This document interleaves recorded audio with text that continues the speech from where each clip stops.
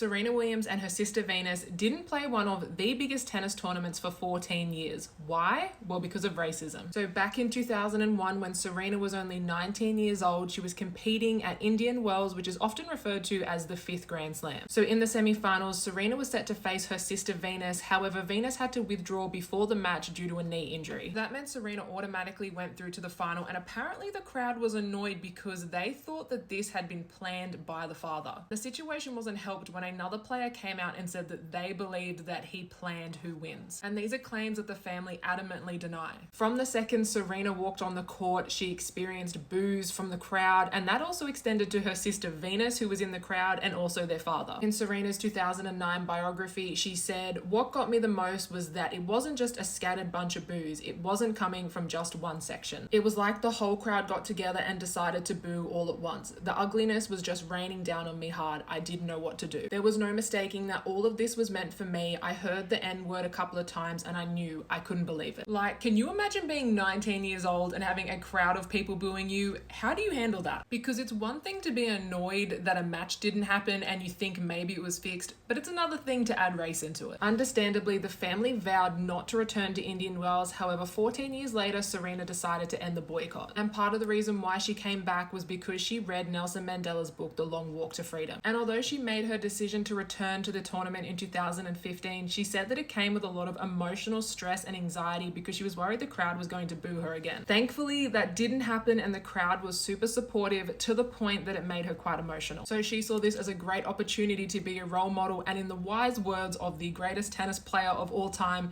if you're in a position where you can stand up and speak out and be a role model, then why not do it?